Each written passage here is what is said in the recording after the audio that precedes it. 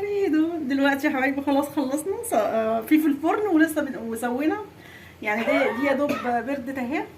دي ام عجوه، بصوا ما شاء الله شكلها عامل ازاي.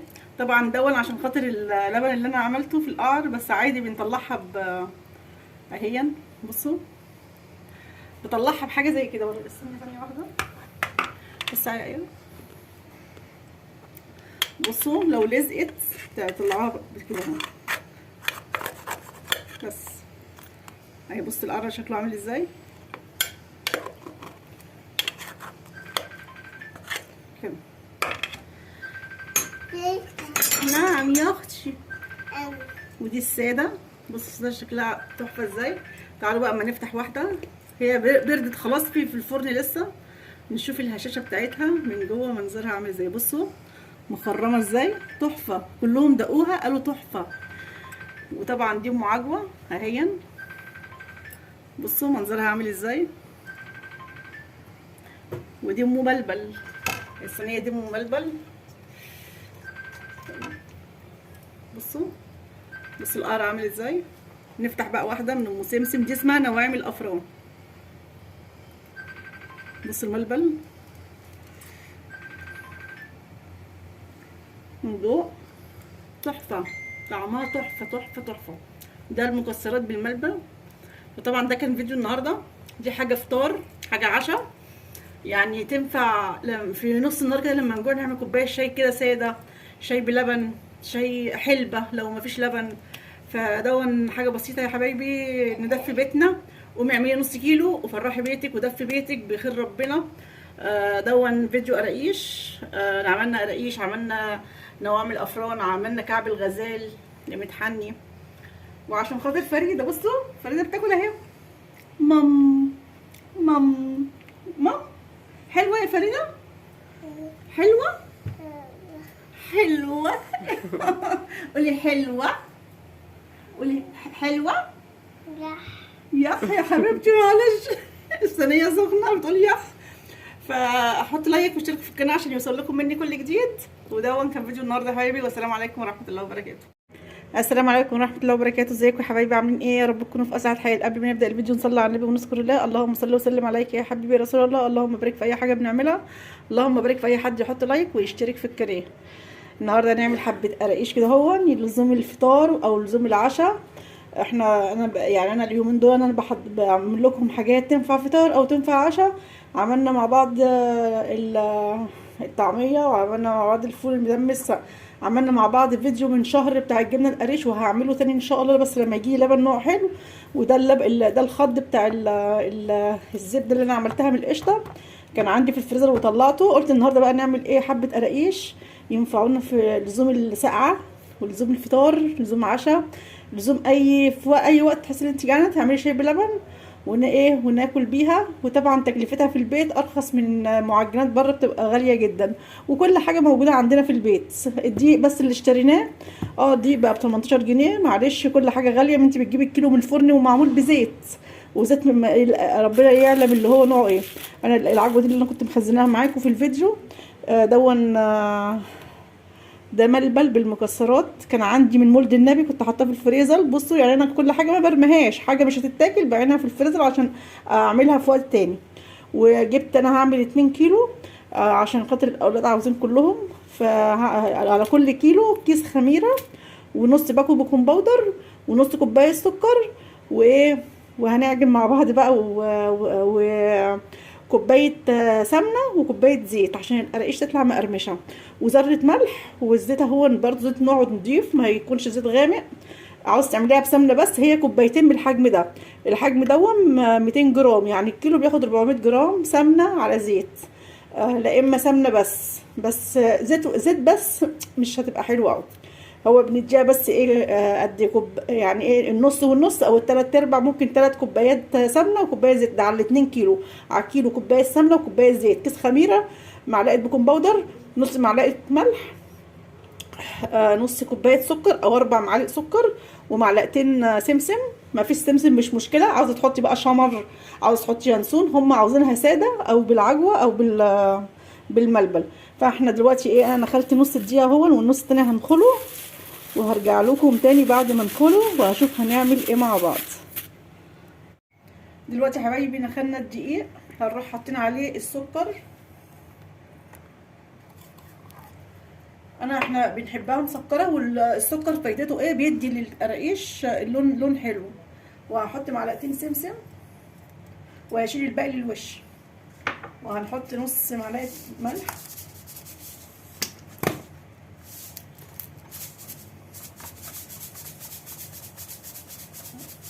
نص معلقه ملح للكيلو، بس انا عامله 2 كيلو حطيت معلقه صغيره مش معلقه كبيره. وهنحط الخميره الفوريه كيس على الكيلو، انا عامله 2 كيلو فهحط كيسين عشان بس الجو ساقع. لو الجو حر كان هنحط كيس واحد. الكيس بيكون باودر برضو يساعد على التخمير. ونروح مقلبين كل بقى الجاف مع بعضه كده. وطبعا الكيلو بياخد كوبايه سمنه، كوبايه زيت. دي كوبايه السمنه اهي، ادي واحد. انا كنت مسيحاها في اللبان.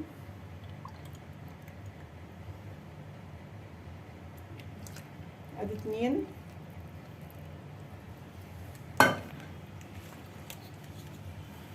والزيت لازم يكون نوع نضيف. لو عندك زيت ذره يبقى طبعا خير وبركه، بس انا للاسف ما عنديش زيت ذره، بس زيت نوع نضيف.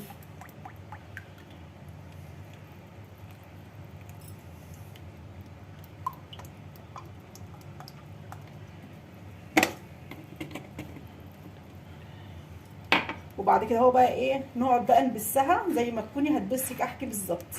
نجاحها برضو تبسها عشان تطلع منك ايه، مقرمشه وفي نفس الوقت دايبه. نقعد نعمل كده اهو بايدينا كده كده. نقعد بقى نبس يجي 5 دقايق كده، وهوريكم العجينه شكلها هتبقى عامله ازاي عشان خاطر ما اطولش عليكم الفيديو. هقعد بقى على الارض كده بس مع نفسي. بصوا يا حبايبي، قعدنا نعمل لغايه، بصوا العجينه بقت عامله ازاي. بصوا اكننا بنعمل كحك يعني، بس هي طبعا بتبقى ناشفه عن الكحك يعني. ده الكحك انا بحط له 600 جرام سمنه عشان يطلع دايب، 500 جرام عشان يطلع وسط، لكن دي محطوط لها 400 جرام يعني نص كيلو الا. وحاطين النص زيت والنص زبده فيرنا. القالب جايباه ب 90 جنيه، بس هم الاولاد نفسهم، بدل ما نروح نجيب كيلو مقرمشات يا عالم دلوقتي بقت بكام، لما كانت الحاجه رخيصه كانت ب 50. ده بقى ايه ده؟ اللبن الخض اللي طلعته من الزبده. ما عندكيش لبن خض اعجني بميه، ما عندكيش ميه، لا عندك ميه هيبقى عندنا ميه، قصدي ما عندكيش دهون اعجني بلبن رايب. لبن عادي ميه، والميه بتبقى طعمها حلو يعني. هي بتاعت الافران بيتعجن بايه؟ بيتعجن بميه عادي. هنقعد بقى نعجن، نحط حبه حبه كده واعجن يعني. طبعا القراقيش مش زي القرص ام لبن اللي هي الطريه، ما بتتعجن يعني، مش بلت ونعجن عبال ما تشرب بس وتبقى عجينه حلوه طريه في ايدك كده هون. ما نعجنش تاني عشان ما تصمتش منك يعني، ما تطلعش ناشفه قوي يعني. هقعد ازود لغايه ما ايه،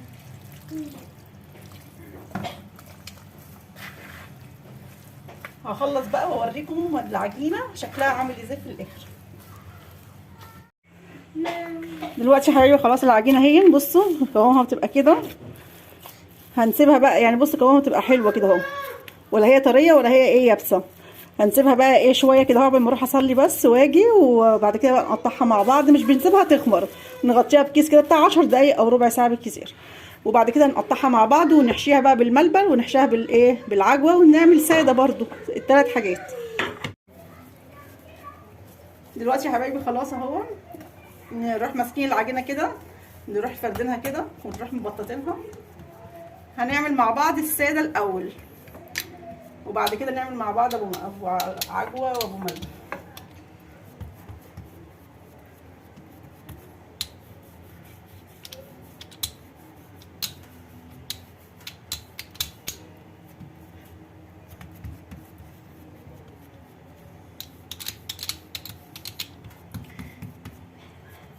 الجو ده هو محتاج قرقشتين ورز بلبن، كيكه. زهقنا بقى من الكيكه، قلنا ايه نغير، نروح مسويين بس الحرف كده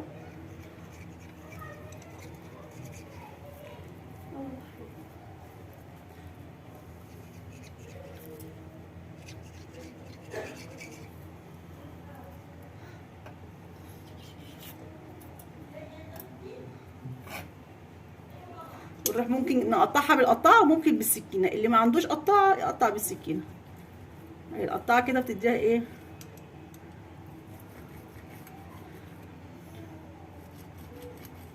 ايه رايك القطاعه احلى ولا السكينه؟ القطاعه شكلها حلو. اصل احنا عملنا دور بالقطاع بالسكينه وافتكرنا ان احنا عندنا قطاعه. دي الساده.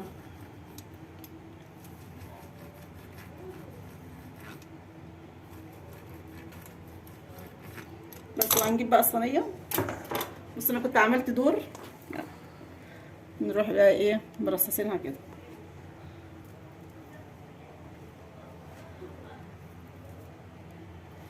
بص شكلها حلو ازاي. ونسيبها بقى بتاع ساعه قبل ما تخمر.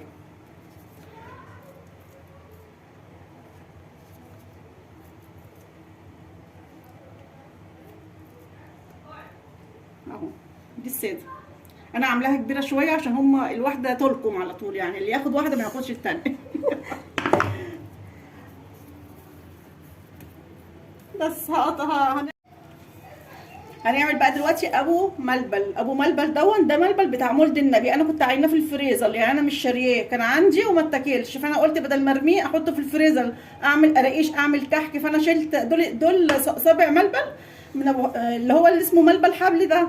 وان شاء الله لو ربنا احيانا يعني في رمضان انا عاينه عشان نعمل منه الكحك. هنروح انا بقى هرسته بمعلقه زبده وعملته كور. بصوا طار ازاي وفيه مكسرات اهو. بصوا هنروح جايبه برضو ايه، دي اسمها نواعم الافران بقى، بس هما بيحشوها ملبل ساده. لو عندي ساده عادي مش مفيش اي مشكله، ده ملبل كان هيترمي وهينشف. نروح عاملينها كده مدوره كده. بصوا ونروح عاملين تك كده بس. بصوا ونروح حاطينها في الفرن ايه، في الصينيه كده. نعمل تاني. ما زلنا بنعمل ابو ملبل. هنفتح واحده كده نقورها كده، بس دي الملبلايه كبيره شويه اقسمها كده، نقفلها كده. وهنحط بقى على وشها سمسم لما تخمر، ونروح تكه واحده بس كده اهي، بتبقى صغنطوطه عشان تبقى معروفه اللي دي اللي فيها ملبل. دلوقتي بقى هنعمل الايه اللي هي القراقيش ام عجوه، اللي هي اسمها ايه، كعب الغزال يا متحني بدم الغزال. احنا هنحنيه بالعجوه. يلا كده كده كده.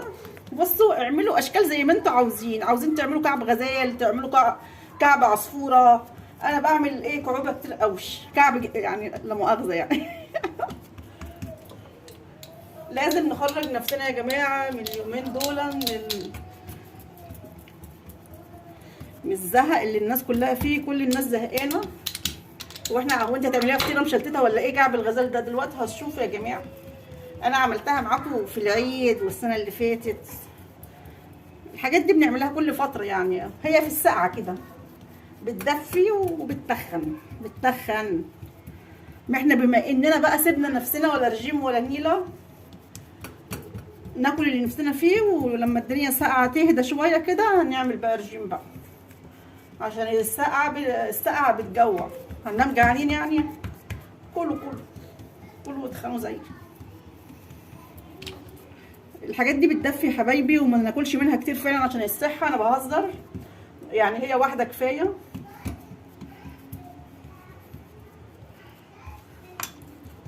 انتوا بتقولوا بعمل ايه؟ بعمل فطيره مشلتته؟ ما تخافوش انا عارفه انا بعمل ايه. مرات ابني بتصورني اصلا. وممكن نعملها زي القراقيش الساده عادي صوابع يعني، بس انا نقول عشان تبقى معروفه اللي هي دي اللي ايه، ام عجوه. بصوا نروح حاطين بقى العجوه كده.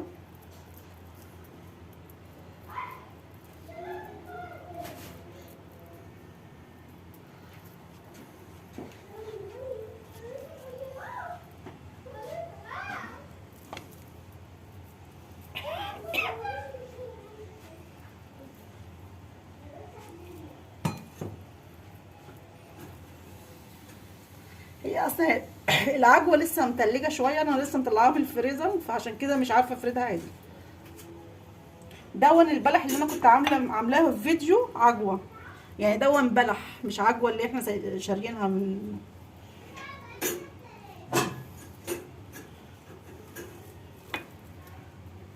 هما عاوزينها اكتريتهم عاوزينها ساده، بس احنا انا بحبها بعجوه، بيبقى فيها قيمه غذائيه برضه.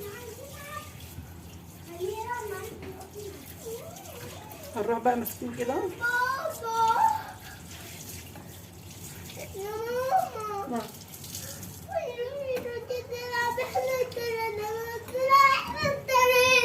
هنروح لفينها كده. معلش يا توته، توته معلش، انا بعمل لك حاجات حلوه.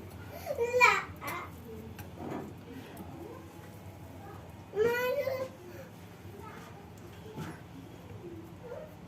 نروح قافلينها كده.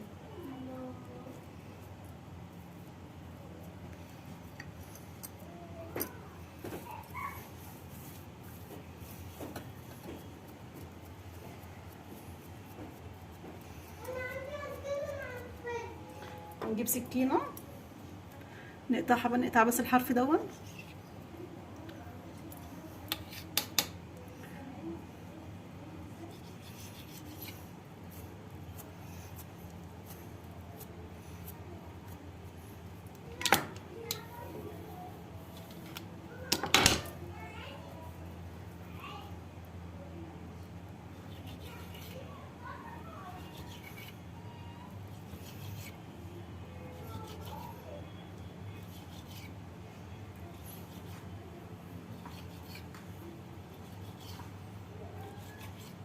ايه رحتوا فين؟ حطوا لايك، اوعوا تنسوا تحطوا لايك والنبي يا جماعه عشان الفيديو يترفع. انا بتعب قوي في الفيديو. بصوا شكلها عامل ازاي. ايه بصوا. وطبعا هنحط عليها سمن. انا عاملاها صغنطوطه يعني صغنطوطه. بصوا ازاي، بصوا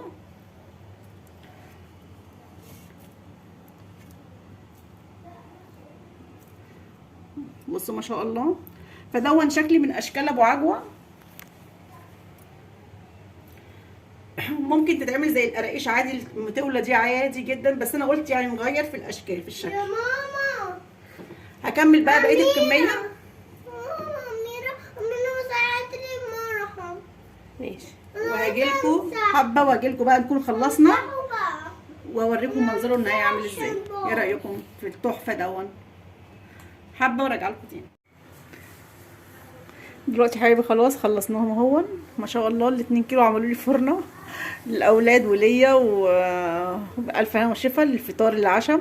فدلوقتي هسيبه بس ساعه كده اهون وعبال ما اعمل الغدا، وبعد كده بقى ايه هندهن وشه. هقول لكم هندهن وشه بايه. حابه وارجع لكم تاني. دلوقتي يا حبايبي خلاص القراقيش خمرت اهي ما شاء الله. هنجيب بقى ايه بوله كده فيها لبن، وحطيت عليها نقطه نسكافيه او قهوه، نقطه كده هو بس كده، ده لبن. وهنروح دهنين الوش كده. هندهن بقى الوش كده ونروح حاطين سمسم. انا بصوا كده بس كده. وبرده على ايه، على القرص الايه الساده، بس انا الساده مش هحط لها سمسم، هدهن بس الوش كده. وديا هحط لها اللبن كده بالنسكافيه. انا بعمل كده عشان خاطر ايه تحمر الوش على طول يعني، لان الفرن عندي ما بيحمرش، بس ده برضو بيديها ايه وما بيبانش خالص فيه، ما بيبانش طعم قهوه او نسكافيه يعني. ونحط بقى سمسم وندخلها الفرن وندفي شقتنا كده، وندفي بيتنا بالخير. ده اسمه خير في البيت. هخلص بقى واروح حاطه السمسم. دي ام عجوه، ودي مدوره مبلبل، ودي الساده. فانا هخلصهم بقى وايه واوريه لكم بعد ما يطلع. وهنولع الفرن على 170 لو فرنك حامي، 180 لو فرنك بارد. المخبوزات بتعوز كده هو عشان ايه تستوي بسرعه يعني. وانت بقى عارفه ايه نوع فرنك، بيسوي بيحمر بيعمل كده. ما بيحمرش ولع الشوايه، ما بيحمر ما تولعيش الشوايه. كل واحد عارف ايه نوع فرنه اللي بيسوي فيه المعجنات بتاعته. حابه هسويها وهوريكم منظرها بعد ما تستوي شكلها عامل ازاي. فريدو دلوقتي يا حبايبي خلاص خلصنا في الفرن ولسه وسوينا يعني. دي يا دوب بردت اهي. دي ام عجوه. بصوا ما شاء الله شكلها عامل ازاي. طبعا دون عشان خاطر اللبن اللي انا عملته في القعر، بس عادي بنطلعها اهيا. بصوا بطلعها بحاجه زي كده برضه. استني ثانيه واحده بس. ايوه بصوا لو لزقت تطلعوها كده اهو. بس اهي بص القرع شكله عامل ازاي كده. نعم يا اختي. ودي الساده، بص الساده شكلها تحفه ازاي. تعالوا بقى اما نفتح واحده، هي بردت خلاص في الفرن لسه. نشوف الهشاشه بتاعتها من جوه منظرها عامل ازاي. بصوا مخرمه ازاي، تحفه. كلهم دقوها قالوا تحفه. وطبعا دي ام عجوه اهي، بصوا منظرها عامل ازاي. ودي ام بلبل، الصينيه دي ام بلبل. بصوا بصوا القرع عامل ازاي. نفتح بقى واحده من ام سمسم، دي اسمها نواعم الافران. بصوا الملبل من جوه تحفه، طعمها تحفه تحفه تحفه. ده المكسرات بالملبن. وطبعا ده كان فيديو النهارده، دي حاجه فطار حاجه عشاء، يعني تنفع في نص النهار كده لما نجوع نعمل كوبايه شاي كده ساده، شاي بلبن، شاي حلبه لو مفيش لبن. فدون حاجه بسيطه يا حبايبي، ندفي بيتنا. قومي اعملي نص كيلو وفرحي بيتك ودفي بيتك بخير ربنا. دون فيديو قراقيش. عملنا قراقيش، عملنا نوام الافران، عملنا كعب الغزال اللي متحني. وعشان خاطر فريده، بصوا فريده بتاكل اهي. مام مام مام. حلوه يا فريده، حلوه حلوه. قولي حلوه، قولي حلوه. يخ يا حبيبتي معلش. الصينيه سخنه بتقول يخ. فاحط لايك واشتركوا في القناه عشان يوصل لكم مني كل جديد. وده كان فيديو النهارده يا حبايبي، والسلام عليكم ورحمه الله وبركاته.